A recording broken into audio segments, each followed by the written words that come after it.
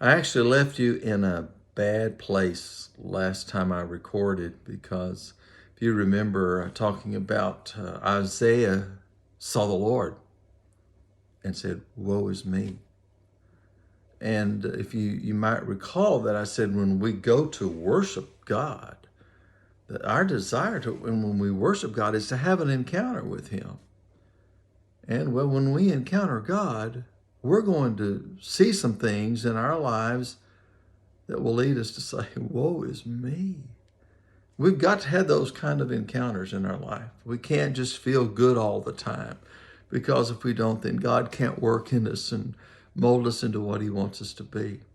But I want to tell you something today. There is good news on the other side of woe is me. That's right. There's something good on the other side of woe is me. Isaiah saw the Lord. He sees those worshiping God, and he sees God's holiness, and he said, "Woe is me! I'm undone. I'm a man of unclean lips." But you know what happened next? Let me read what happened next. It's in the very next verse, in verse 6. Then one of the seraphim flew to me, and in his hand was a glowing coal that he had taken from the altar with tongs. He touched my mouth, and with it, and said, "Now that this has touched your lips, your iniquity is removed, and your sin is atoned for." So he touches Isaiah's tongue, his lips, with this hot coal, and says, "Your iniquity is removed, your sin is atoned for." So after Isaiah says, "Woe is me," he experienced forgiveness. You see here's the good news for the believer. For those of you that have a relationship with Jesus Christ, we've got to remember something. When we confess our sin, God forgives it.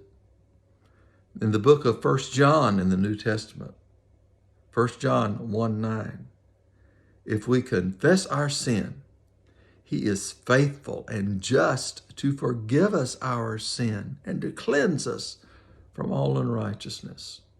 You see, Isaiah didn't have to beg God.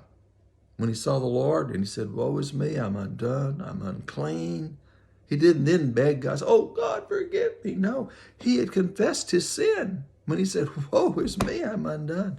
And God forgave him right there. God forgave him. So when you go into worship and you want to feel good, deal with those things that God needs to cleanse and purge. Then, I tell you what, Isaiah felt much better after that cleansing, after that hot coal had touched his lips. He had been cleansed. He had been forgiven. So, believer, yeah, we need to see God. We need to allow God to show us our need, our sin, our failure. And when we confess it, we say, "Oh God, woe is me. I'm undone." Then He'll forgive us. He promised in 1 John 1:9, if we'll confess, He'll forgive. Well, what about those of you who have an encounter with God, maybe not in worship, because you don't really know God, you don't have a relationship with Him. You know Him in here, you know all about Him, but really to know Him, like you know a mother, a father, a sister, a brother, well, there's a lot of you. And you say, "Well, I see God and woe is me, and I don't already belong to Him." Then what good is it? I mean, I don't experience 1 John 1:9. You know what can happen? There comes a time in all of our lives when if we encounter God, He'll show us we have a need. Those of us that know Jesus Christ and encourage others to trust Him and to come to know Him, until you see a need, you're not going to. You say, "Oh, my life's great. No problems here. Got my plans, my dreams, my goals. I've got everything I need. I don't need God." But when the day comes and you say, "Oh, God, woe is me. Now what? Now what? I'm broken. I don't know what to do." The day came in my life when I saw I needed him. I needed God. My life was a mess. And I only knew him here. I didn't know him here. So what do? There is a verse in Romans chapter 10, verses 9 and 10, that talks about if we confess with our mouth the Lord Jesus, believe in our hearts that God raised him from the dead, we'll be saved. So if you then believe, Jesus, I've heard about you.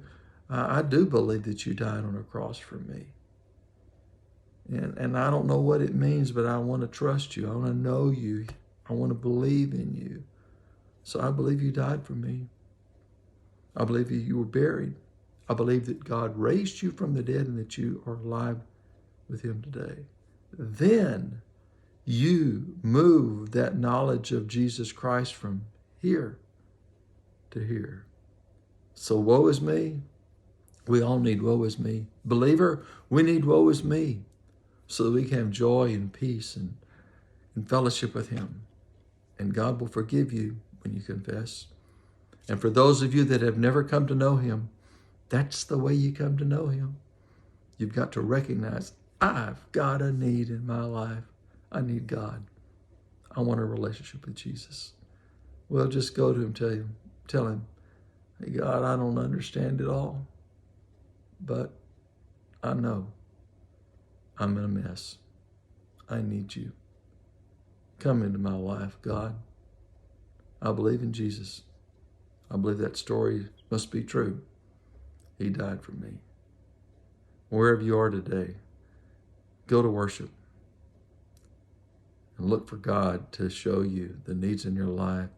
And no believer, if you'll confess them, he'll forgive you. You can restore that fellowship. Well, there's some other things that follow in this passage of Isaiah. Some more evidence that we've met with God. And all believers, we need to do it. So next time, we'll go one step further. Have a great day. Let's go after God. I need him. I need to encounter him. He needs to work on me.